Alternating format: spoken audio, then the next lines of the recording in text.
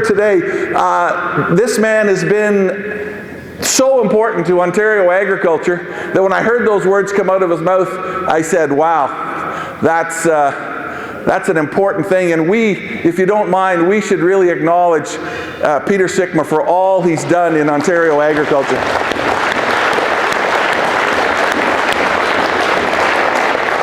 Absolutely. Thank you.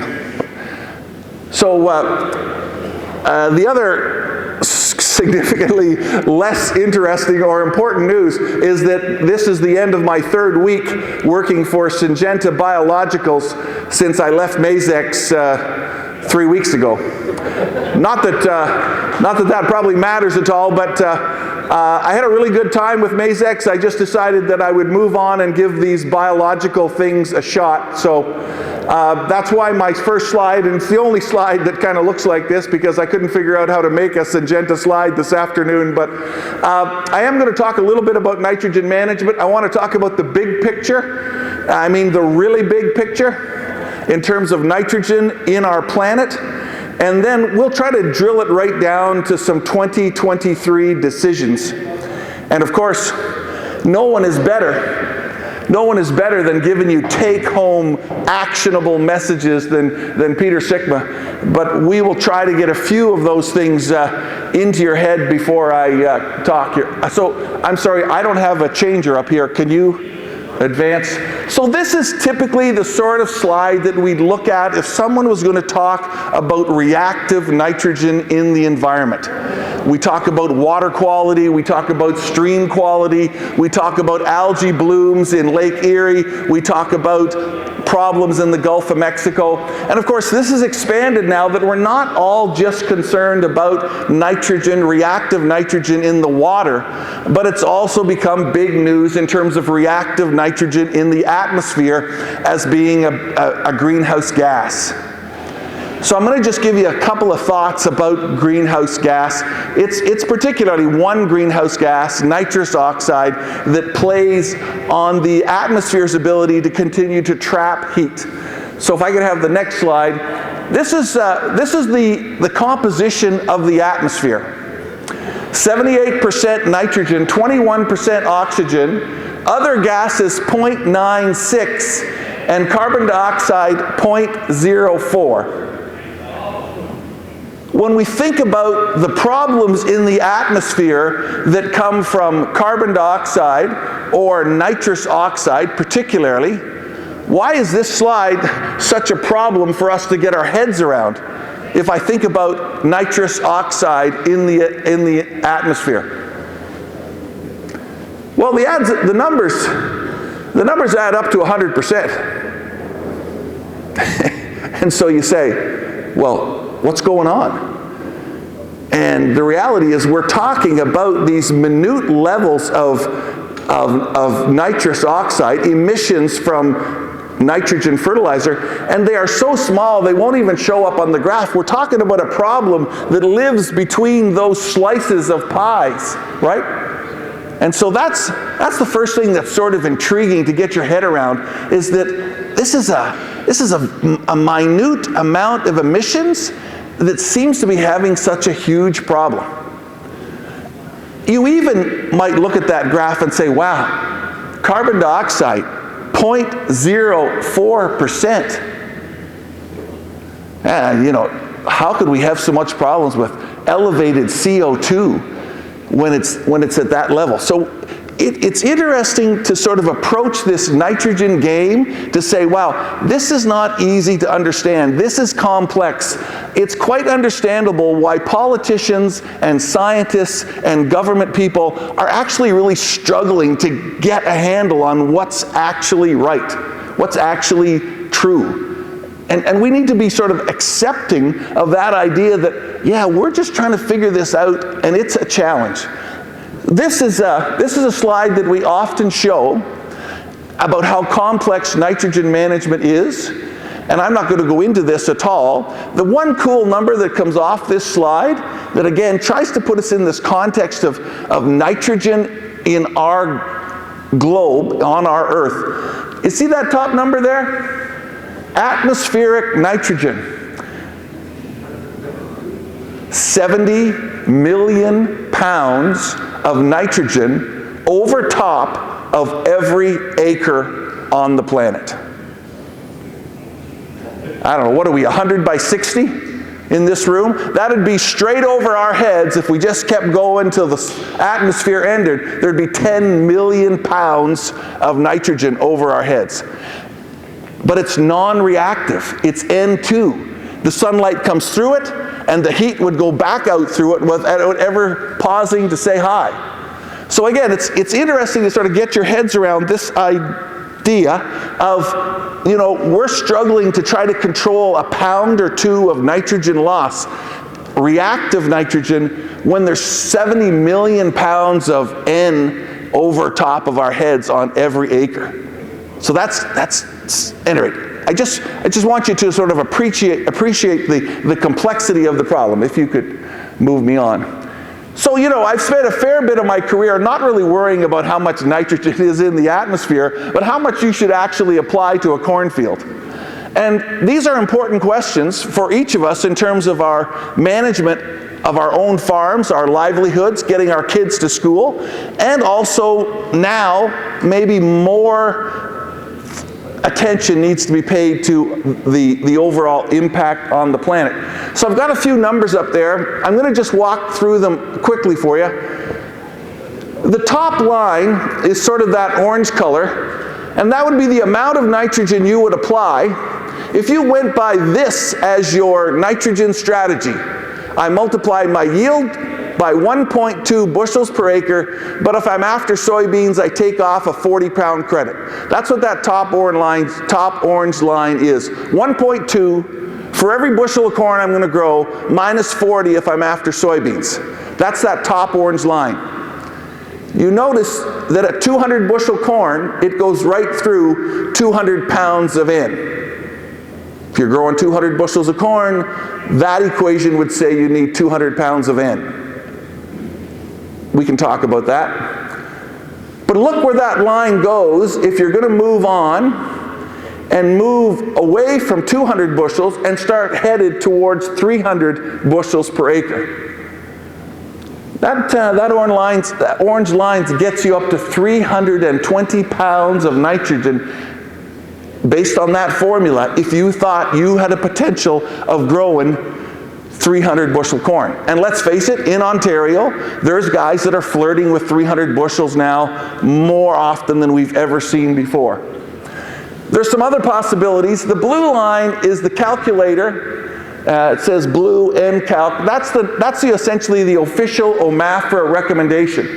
And I've got this at $8 corn and $800 for a ton of UAN. And if you go through that line, you'll notice that, you know, we're about, I don't know, 150-ish, right? Instead of 200 to grow 200 bushel corn. But notice that as you keep thinking yields are going up, that OMAFRA recommendation ends up at 215 to grow 300 bushel corn at $8 corn and $800 UAN. I put in a couple of other lines there that are just sort of expressions of whether N efficiency might increase or N efficiency use might decrease. But nevertheless, I get to a 250 or a 215 or maybe even a 190 as opposed to a 320. So if you're a grower who's on a trajectory to keep improving yields, headed towards 300 bushels per acre, and you're going to follow that orange line, look at where you're going to be relative to what a government recommendation is going to put you at. You know, maybe 100 pounds more nitrogen on your fields than the recommendation. And we're not even sure whether the recommendations are right. These are the dilemmas that exist. But it's some of the questions that we think we need to ask each other and consider about nitrogen management is, where am I going to go in terms of nitrogen use as I continue to push yields higher and higher? Let me go to the next slide if we could. Yeah, just move on through those. We'll keep going here. And we'll skip that one, if you don't mind. Sorry. Okay, so a couple of case studies to get you thinking. maybe to give me some feedback. Here's case study number 1. I've entitled it, Planting Speed and Simplicity Drive This Side Dress System.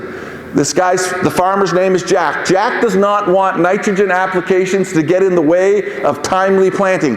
He places 7.5 gallons of 1034O and 7.5 gallons of 28 in a 2x2 band on his planter. All of the other nitrogen is side dressed before the corn reaches the 6th leaf stage.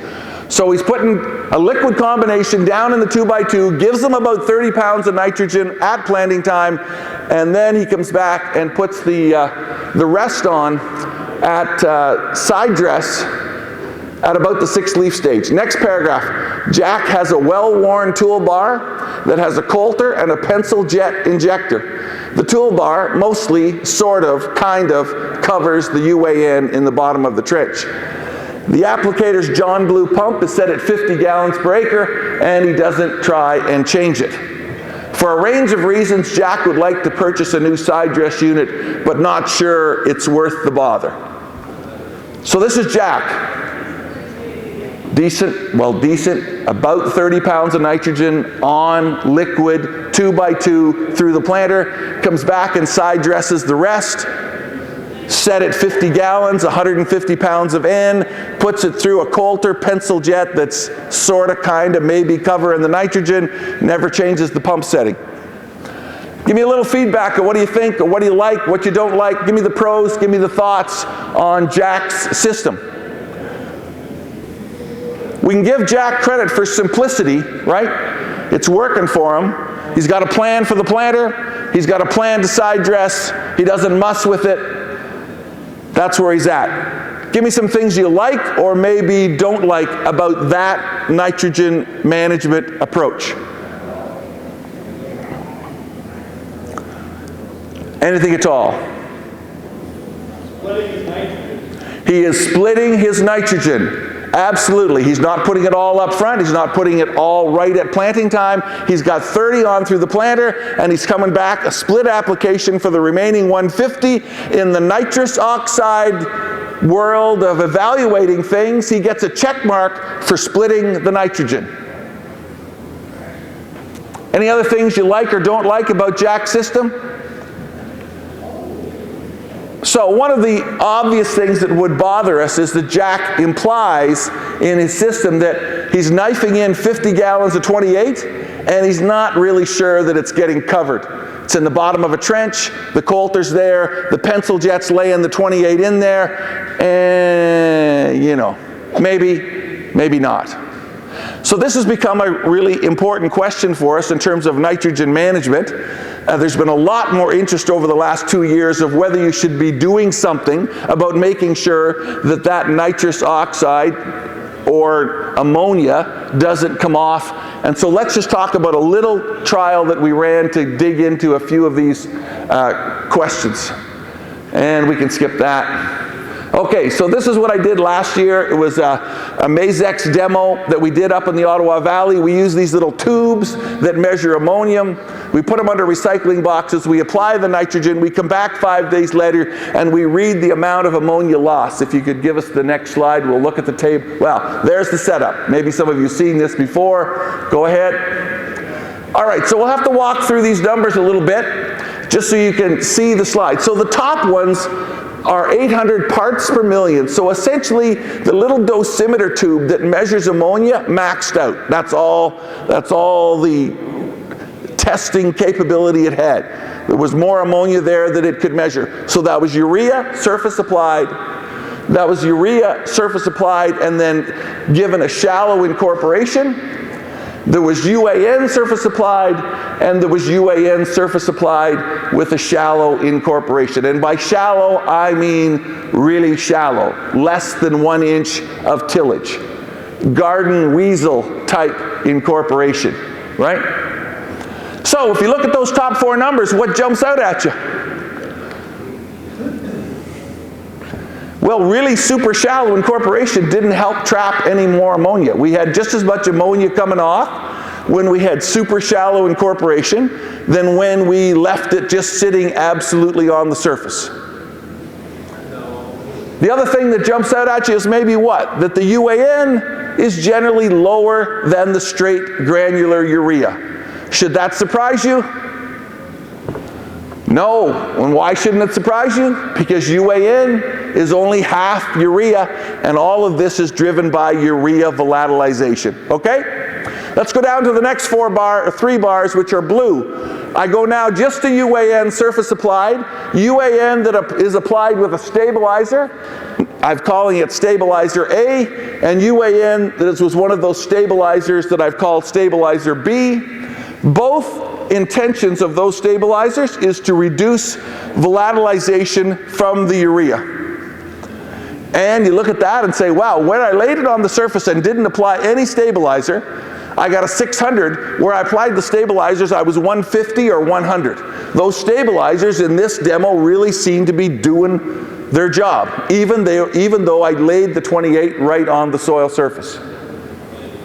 Let's go down to the next 3 bars. I got UAN applied in an open trench.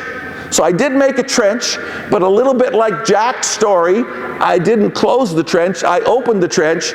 I shot the 28 in the bottom of it, but I didn't close it. Well, the open trench was a little bit lower than laying it straight on the soil surface, but it's still a 475. Where I used the stabilizers, I'm a 90 and a 70. So again, the stabilizers are doing their job. If you put it in a trench and leave it sort of open, there's a fair bit of ammonia that can come off that. And then I go to the bottom 3 bars, which is let's put it in the trench and let's cover it with 2 inches of soil. Now our ammonia losses are 60, 0, and 0. All right, so let's think about Jack. What are Jack's options? He's got a crappy side dresser that doesn't really put the UAN in the ground and cover it. What are Jack's options if he'd like to improve his nitrogen management based on what you see up there? Why drop it with a stabilizer? I'm sorry? Just why drop it with a stabilizer? Okay, so we could jump to the idea that Jack should sell the side dresser for scrap, right? Buy Y drops. Just dribble the nitrogen on the soil surface, but stabilize it for sure. If you look at those numbers, you'd say, well, surface application that's stabilized does a pretty nice job. I'm not trying to sell the timing. Let's just pretend in our argument that the Y drops are going down at the 6-leaf stage the same time that Jack is currently side dressing. Because if we move Y drops to the 10th of July, the argument gets a bit more complicated, right? But yeah, we don't really know the answer to that question, but we think there's still a fair bit of risk to UAN in a canopy that's waist high, but we're not just sure how big that risk is. But at any rate, you nailed it. Jack could essentially continue to just lay the 28 on the soil surface, but make sure that he's using a stabilizer. I didn't really tell the people products when I was working for Mazex, but now I'm not sure that I care anymore. So at any rate, stabilizer A was what I thought was the elite product in the field, and that's Anvil by Koch Industries. A-N-V-O-L, Koch Industries. The B stabilizer was one that I thought was maybe a bit of a weaker player because of the amount of active ingredient. It's from T-Mac Agro Excellus Max. Both of them did the job. Now, both of them did the job for 5 days. That's how long we let this bubble off ammonia. I don't know what happens to those 2 products if you got to have 10 days of protection instead of 5 days of protection from ammonia loss. Yeah, please. 800 parts per million, what dollar value is that? So that's a really good question. The question was, so what does this 800 parts per million mean in real terms? My best guess is that 800 parts per million is sort of a maximum amount of ammonia that came off that. I put 105 pounds of nitrogen down. I think that represents 30 pounds of N lost. So 30% of what I applied. You could throw some numbers on that. What did you use for your nitrogen number? He used 80 cents a pound, think he used 80 cents a pound for his nitrogen number. So I'm saying that's about 25 bucks worth of nitrogen that came off there. Right? What's the other option for Jack, though, based on this slide? What's the other option for Jack? If he, yeah, I'm going to stop there because you're a smart crowd. What's the other option for Jack? Fix up his unit. Fix up his unit. Fix up the unit. Get the UAN in the ground and cover it. Don't bother buying a stabilizer. Just put it in the ground and cover it with 2 inches of soil. Done. So those are the two reasonable options when you consider a pocketbook loss of, maybe 30 bucks worth of nitrogen. It's not necessarily a greenhouse gas. Ammonia is more of a pollutant. It plays in the smog game. This is a dollars and cents loss. This is more of an economic loss. But in this situation, yeah, the fixes are use a stabilizer or make sure you put the nitrogen in the ground and cover it with about 2 inches of soil. Could we go back one slide? Maybe 2? Maybe 3? Thank you. So here's my little diagram. What do you do to stop volatilization for surface-applied urea? And I mean any surface-applied urea, whether it's granular urea or UAN, that's relatively close to the surface. Well, if you see my tap there, what shuts off the tap to stop ammonia volatilization from surface or near-surface applications of UAN? What are the 4 things you can do? Well, you can cover it with at least 1.5 inches of soil. You can get about a 1/2 inch of rainfall immediately after application, if you've got those sort of connections, right? You could put it on when temperatures are always less than 10 degrees C, or you could use a urease inhibitor or an N stabilizer like what we've talked about. This applies to UAN clearly because, there's a tendency to maybe not always get our UAN injected correctly, and then there's a bunch of us in the room that use UAN just surface applications, carrying our Prime Extra or whatever other soil applied herbicide that's just UAN on the soil surface. But for those of you who still apply a fair bit of your fertilizer as granular urea, are you actually cultivating it in deep enough to cover it enough so that you don't lose 20 pounds of N from ammonia volatilization from your urea that's not maybe quite covered well enough? How many of you still put a fair bit of your N down as urea up front and incorporate it? A little bit still? And so do you mind me asking you, how do you incorporate your urea after you've broadcast it? Cultivate it 1 time, 2 times? 2 or 3. 2 or 3. And how deep's your cultivator running? A little over 2 inches. Yeah. So you're probably getting it done. Where I get a little bit concerned is high speed, relatively shallow cultivation, or maybe a disc or a RTS or a vertical tillage unit. Can you actually get the urea in deep enough to stop ammonia volatilization if it's sort of a high speed, relatively shallow 1-pass hit with those tools? I'm not so convinced that you can stop ammonia volatilization with that sort of shallow incorporation. Other thoughts or comments or questions on that? Okay, how's our time? We ready to wrap this up? Where'd Roger go? Yeah, 2 or 3 more minutes, right? Okay, good.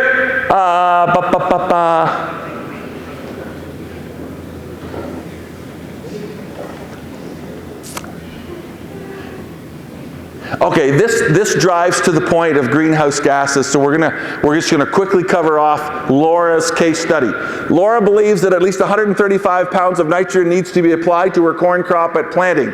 She's been burnt too often by wet Junes when she could not side dress on time, and by dry Junes when the side dress nitrogen was left stranded at the soil surface. She treats the urea with an N stabilizer called Anvil.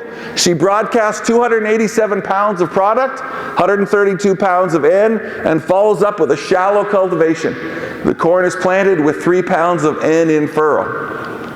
She dribble bands UAN for an additional 30 to 60 pounds of nitrogen somewhere in that June 15th to July 10th window.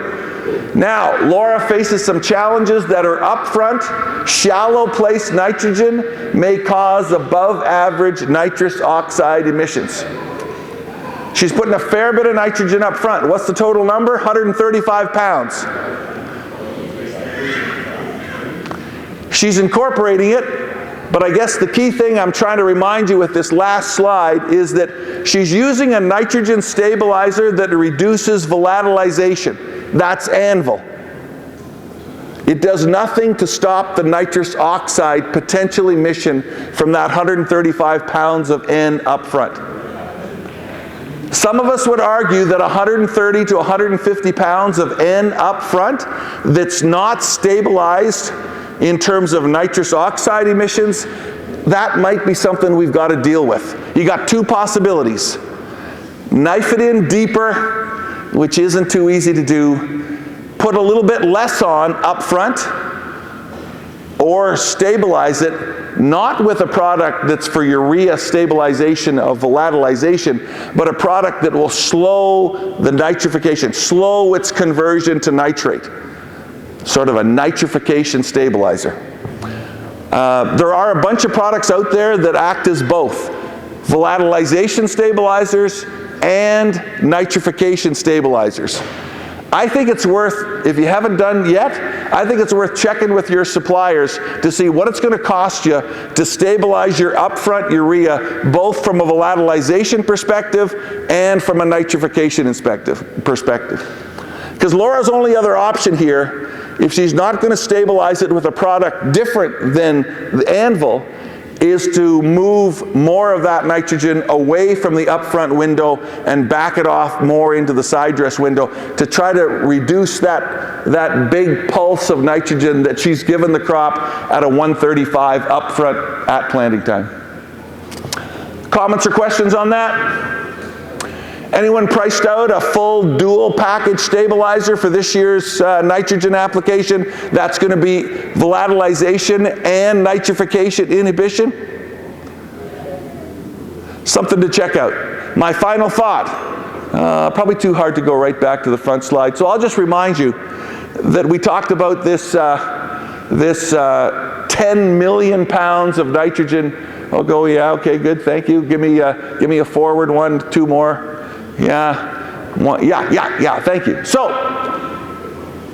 my change in career is driven by this slide. Wouldn't it be great if we could find bacteria that would fix that big blob of blue nitrogen and put it in our corn plants without having to pull it out of the air with natural gas and then spread it on the field. So that's kind of one of the reasons I'm chasing the biological world, is that somewhere in the not too distant future, we're going to figure out how to get that big blob of blue nitrogen put into corn and into wheat without actually chemically pulling it out of the air, turning it into fertilizer, and spreading it on the ground. We get that done, and then maybe I'll retire. Anyway, really appreciate the chance of being with you tonight. Thanks for your comments and questions, and thanks for the Burmas for having me out.